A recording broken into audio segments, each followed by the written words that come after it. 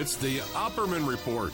Join digital forensic investigator and PI Ed Opperman for an in-depth discussion of conspiracy theories, strategy of New World Order resistance, high-profile court cases in the news, and interviews with expert guests and authors on these topics and more. It's the Opperman Report. And now, here is investigator Ed Opperman.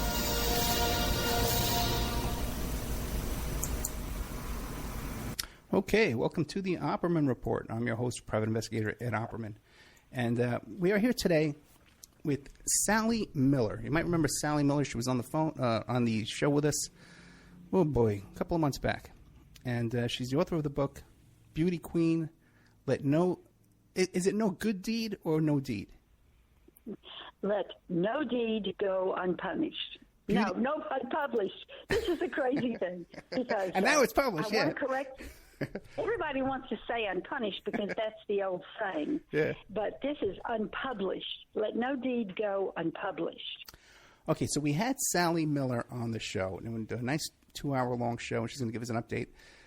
She told us the whole story about how she ran for mayor, and she walked the Great Wall of China, and also, too, about her relationship with the Clintons, with Bill Clinton, and with the Roger Clinton, and Hillary Clinton, you may have heard of.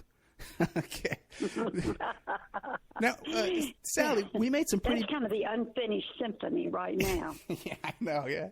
Hey, now, we kind of made some big news on that show. We did. We covered a lot of territory.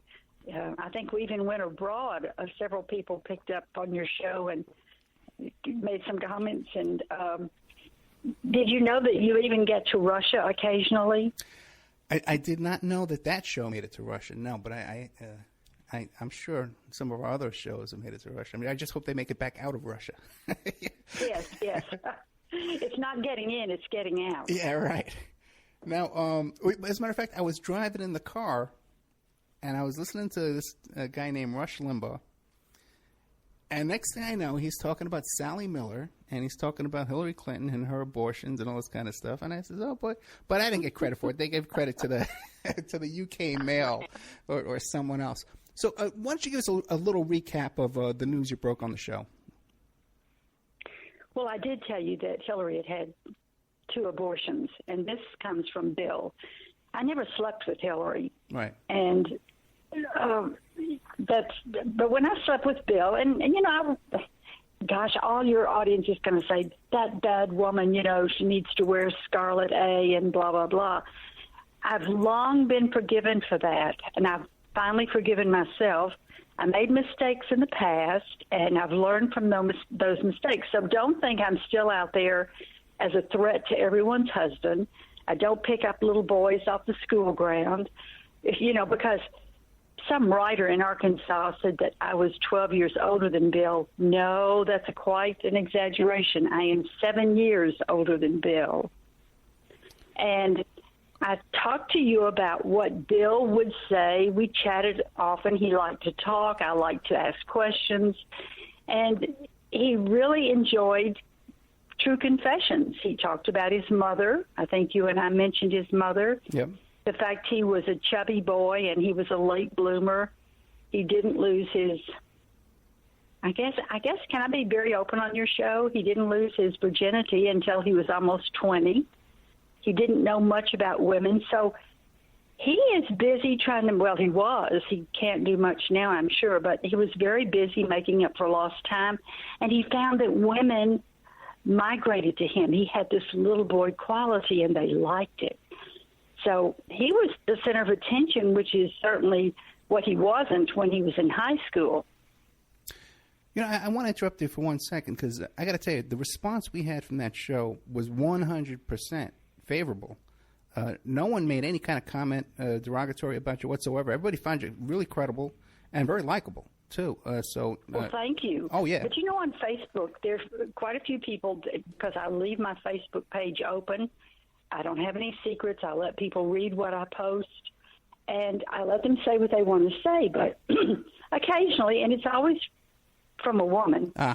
they want to tell me what a bad girl I've been and how I'm not credible because I committed adultery. And I understand how people feel about that. But, in life, we meet a lot of obstacles on the highway, on our journey. And if we just stay right there spinning in one place, we never live. And if you say you're sorry and you really mean it and you don't keep repeating the same mistakes, it's time to move on. And it's time for other people to stop judging you. So true. Forgiveness is a great feeling, not only when you receive it, but when you give it. And it does seem that women are really unforgiving on that issue. They're very, they have vendettas, yes. Oh, yeah. It's almost like more fun to hate another woman than to be nice to her and use her as a role model. If she's pretty or if she has a talent, if she dresses well, use her as a role model. Don't beat up on her. Use her. So true. And be friends with her. Right, yeah, women are very competitive. And women, men won't get into a fight with another man because he's getting attention. You know what I mean? But women, if another woman's getting attention and they're not getting that attention, they will get into a fight over that. And it's just fascinating.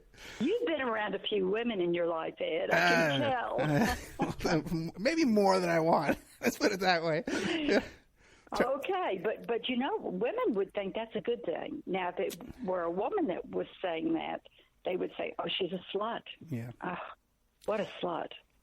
I've been called everything in the book, believe me. And the secret is just to keep going. Just, keep walking. Don't look back. Don't get in a fight because most of these women are bullies. And all they want is to tear you down. And they can't take the heat. If it happened to them, they couldn't take the heat. So I just keep moving on. And as I said, I've tried to learn from all my mistakes. But I've never been jealous of other women. It's just not in my makeup. Do you think some of these attacks are organized trolls from the Clinton camp? Oh, I'm sure. Yeah. I am sure. I sometimes go back and research these women just looking at their Facebook page, and there's no doubt about it. They'll let the cat out of the bag by having a "I support Hillary" picture somewhere in all of this, and they're part of her little establishment, and she throws them out there and says, "Sick 'em," and they come after me. But she came to Pine Bluff, Arkansas, where I grew up, and I was the first Miss Pine Bluff, and I was well known. I'd run for mayor, of course, and lost. But she chooses this college that has about 600 students, and she goes there to speak, and she makes sure everyone knows she's coming to Arkansas, and she's going to Pine Bluff. And it was almost like she was hoping I would show up. Maybe then she could have her Secret Service arrest me and that I would be a threat. Maybe I was going to try to harm her. And, of course, I didn't take the bait. But it was so funny because when she was First Lady of Arkansas, she never went to Pine Bluff. Yeah, and what would be her motivation to go there now? She had Arkansas in the bag. She won by 80%. That's right. Yeah, there would be no reason to visit this small town college. Yeah, very, very. Well, it was because of me. It was because of the letter I wrote. It was the fact that I said if I showed up dead by suicide, that it wouldn't be true. And she, I guess, was going to use her power to say, "Okay, I'm coming within 50 miles of your house. If you want me, come and get me." But of course, the odds would be in her favor, since she had all the weapons and she had all the body armor around her. And here I would be, just this 70-ish woman who had been involved with her husband, and I just dared to speak out and say what I thought about her. You know what's interesting? I was looking at some of the stuff about the email server scandal, right? And how Yes. her employee, the guy who was running, her IT guy that was running this server for her, was a political employee. Then she got him a job at the State Department so that the State Department would pay for his salary to run her server, which is a really cheap move. You know what I mean? And Of course. It makes me think of this. Now, by going to this little town where you live, the Secret Service and the FBI would have to check on any threats, any possible threats in the neighborhood, and do a little investigation on them. And she gets it done for free.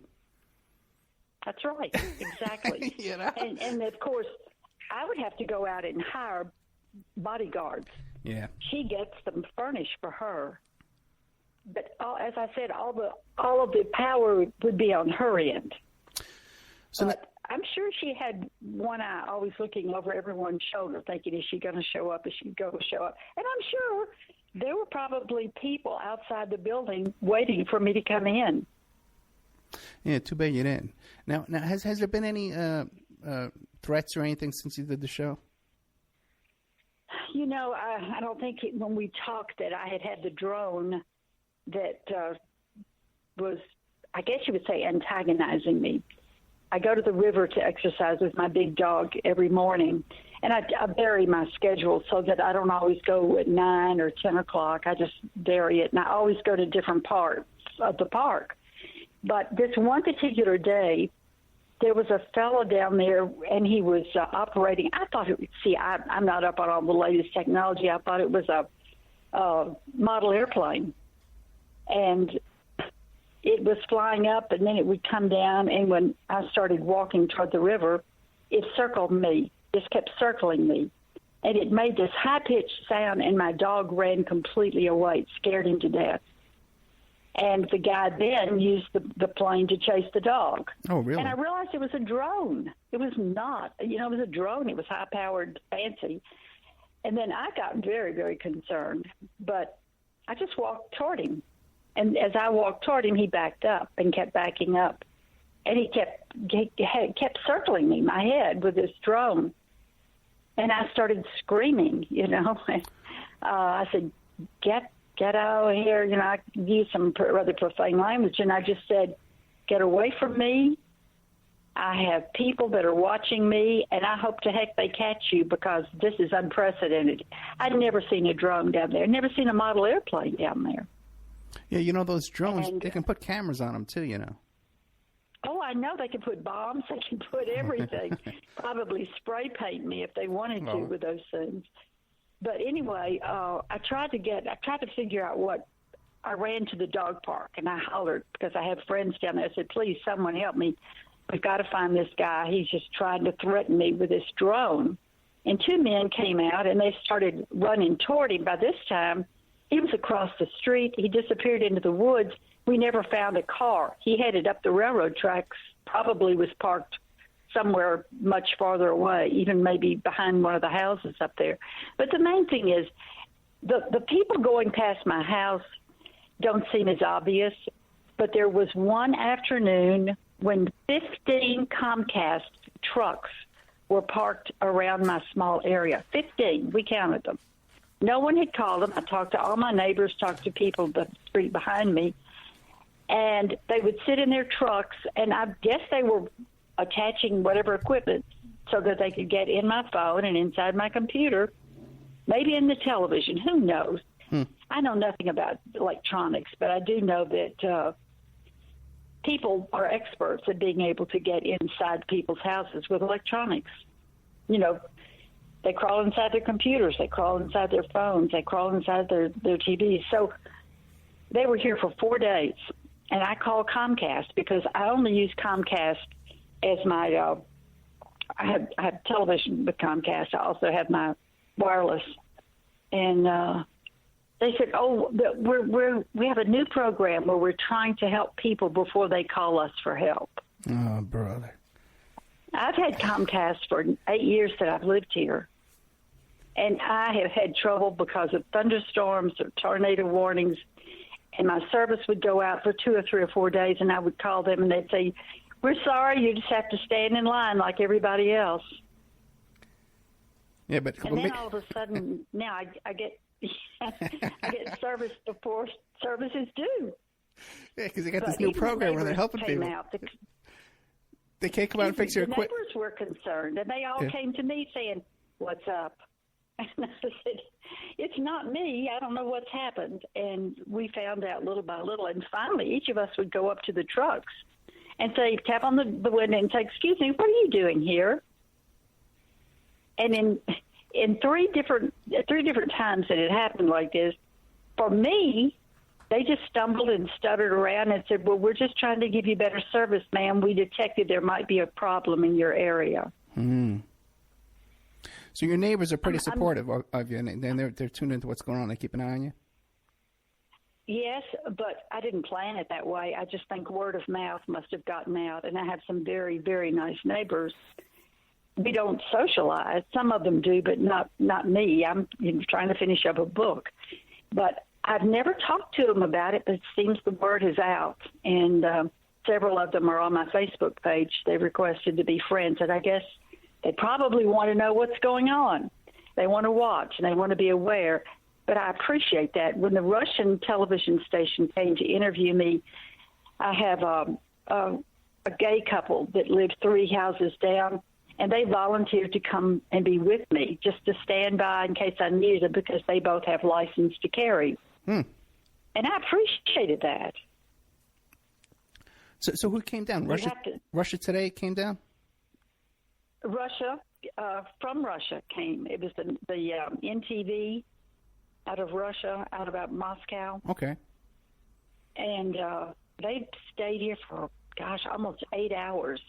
And they were the nicest, most polite people I have ever met. Remember how we were made to fear the Russians? Remember all the movies, the Russians are coming, and to Russia with love and all of that? Well, I think Vladimir is looking better and better every day. And just holding up better than Bill is. Bill seems to be falling apart. Oh, Vladimir loves to be, bareback on a horse, and he has his shirt off. Everybody really loves it. I don't think Bill can compete with that. Do you? Yeah, Bill, there was a really odd picture of his hands the other day. They looked like they were really elongated. Did you notice anything odd about his hands? No, he had thin fingers. He had thin fingers, He didn't have... They can talk about Trump's hands, but Bill's hands were narrow, right, and he had longer fingers. Do you think it's true? You know what? They say that, that big hands, big feet. You know what that means, right? Big shoes and big gloves. I don't really think it means anything else. I don't know. Do you think it's true, Ed? Do you think there's any truth to that? I don't know, because, if you're a man, you go to the locker room and stuff like that, or the men's room, you try not to look. If you spend too much time looking around, you don't get invited back to these places. It sounds like I'm going to be able to go into the locker room and to the men's bathroom and everything else. That's going to be interesting. Of course, they can come into the bathroom with me and all my female friends, too. I'm not for that at all. What is the update on the book? I'm very excited. I allowed someone to come into my life. It was 2 people, right? And they both had credentials, and it looked like the book was just a few weeks from going to a publisher.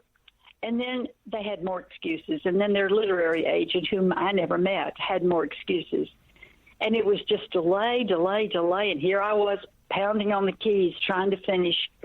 And the one partner, the guy, said, send me some information. Send me as much of the book as you can. And I think I need to kind of focus on the Clinton part of it. Maybe we'll rearrange the book. And I said, no, you don't touch the book.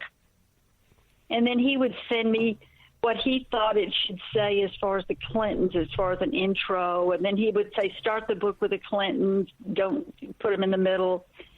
And I didn't need any advice. I needed a publisher. So long story short, they wasted about 2.5 months of my time. And they took about half of my Facebook friends. They would send requests to my friends. I never knew exactly what they hoped to gain from all of this except to delay my progress and to make me promises. It would be like, tomorrow we're going to hear from the publisher. He's promised us that at 3 o'clock we'll have an answer, and they're going to give you an advance if they decide to be your publisher. And they kept dangling me with advances and all of these things. And then it faded into nothing. And I knew I had to cut my losses and run.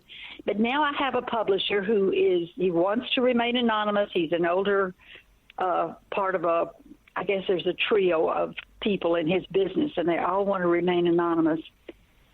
And he's going to get it get up and running as soon as I get him the rest of the manuscript, which is due by next Tuesday.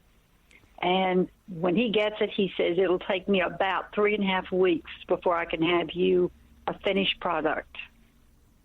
Now, that's stepping it up. He knows that I was in this delayed situation, and he knows that time is of the essence. And can you believe, Ed, that I have some friends that stepped forward and said, we realize that you've used all your time and money working toward this book. Now then, we're going to help you. We're going to help publish the book. Well, that's great. And it'll be up available before the California primary then, I hope. When is the California primary? It's like June. Oh, yes. It's got to be before then. Yeah. June. I think it's June 7th. So. Do you know how many requests I receive from men who are engineers wanting to be a friend, a Facebook friend, and yet they never want to go on Facebook. They want to send me private messages with photos of their body parts. Yeah, I saw you complaining about that. Now, first of all, that was a picture of my toe, okay? All right.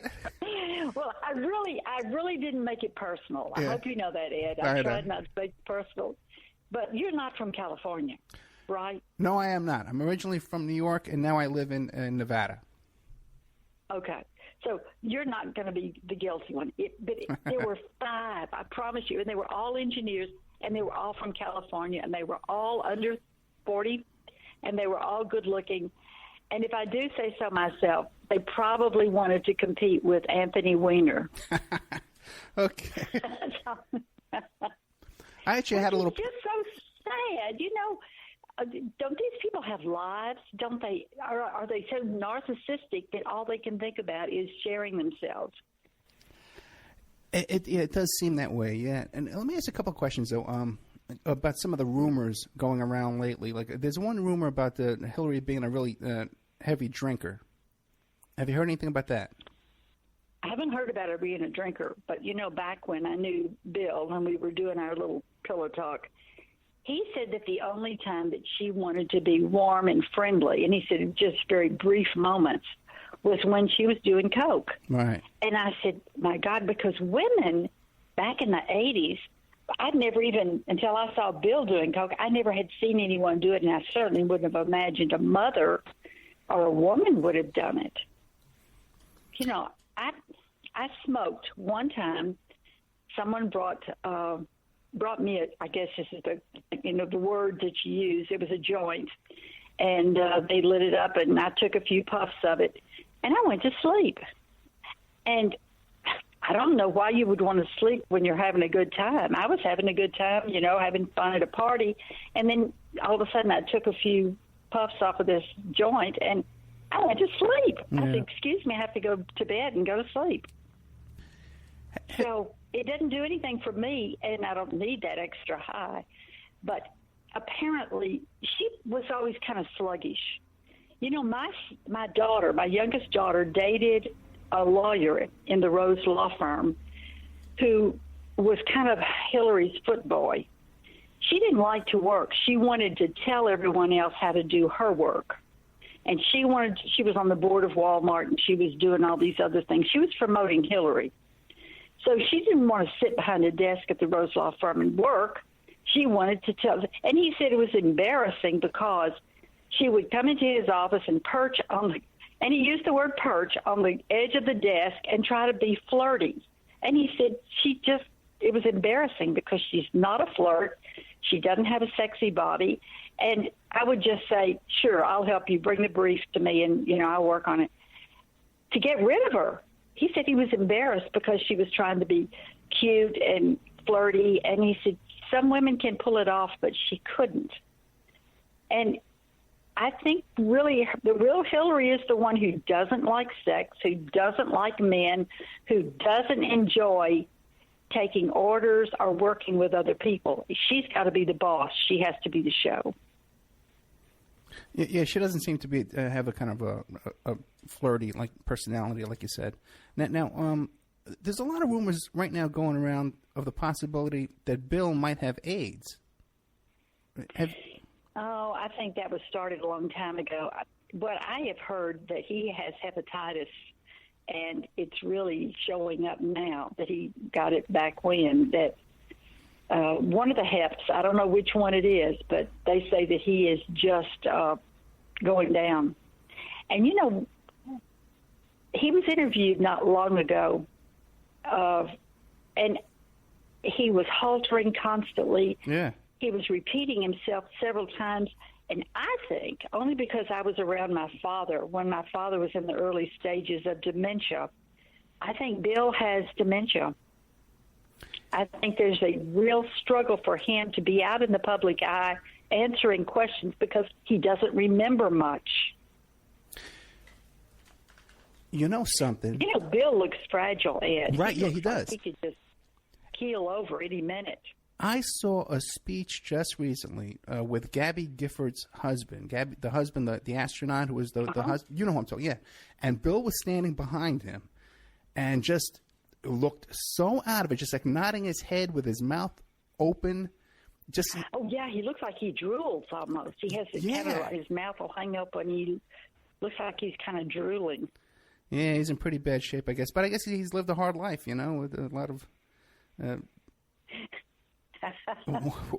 He had a lot of time to make up for, as I said. He had to make up for all that time that had been lost all those years. Let me Can you imagine when you have an intern in the White House and you really can't even stay calm and plan a scheme to get her in a closet after dark or someplace? Mm-hmm. You do it right there in the Oval Office? Yeah, very bizarre. Now, back at the time when you were dating him, because with all that stuff going on with the Mena airport and his brother doing all the coke dealing and stuff like that, and all these stories about the Clinton body count. Now, did you ever get any kind of indications about that Clinton was a dangerous guy with a really bad temper that would off you if you gave him a hard time? The only time I saw Bill's temper was when I announced that I was going to run for mayor, and he jumped up and I can't tell you on the air what he said to me, but I had never heard any kind of nasty talk come out of his mouth. He was always sweetie and sweetheart and darling, and he was always joking. He was such a nice guy. And then the merry-go-round emptied, and he dumped me on the floor when he said, basically, go screw yourself. He said, you can't win as a Republican in Arkansas. He said, this is a solid Democratic state, and that race in Pine Bluff's already been determined. Hmm. And he said, so get over it. You're not going to win. He said, it's so insulting. He told me, you are dumber than dirt if you think you're going to win that race. It's already been decided. It was decided a year ago.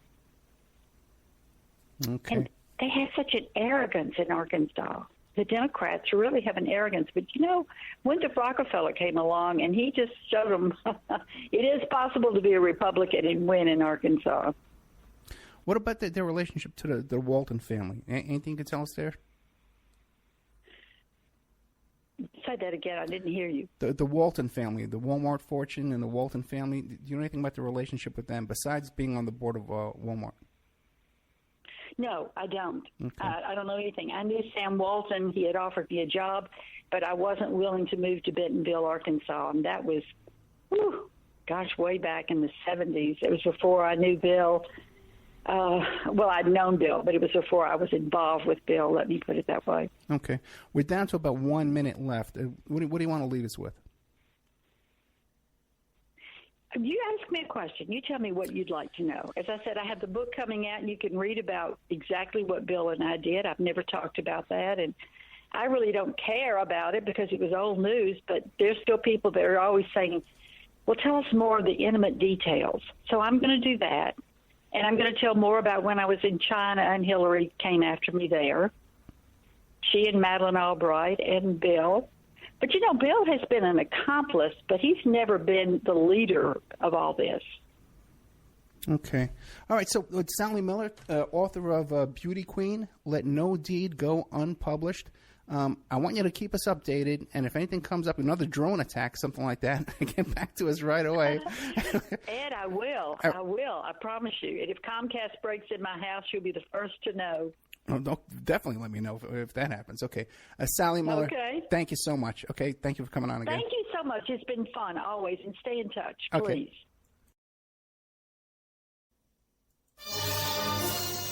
It's the Opperman Report. Join digital forensic investigator and PI Ed Opperman for an in-depth discussion of conspiracy theories, strategy of New World Order resistance, high-profile court cases in the news, and interviews with expert guests and authors on these topics and more. It's the Opperman Report. And now, here is investigator Ed Opperman. Welcome to the Opperman Report. I'm your host, private investigator Ed Opperman, and this show is brought to you by Pacific West Bamboo. Check out Pacific West. The first 18 years of my life, and went back for a little bit, and still go back all the time. I actually got back from there.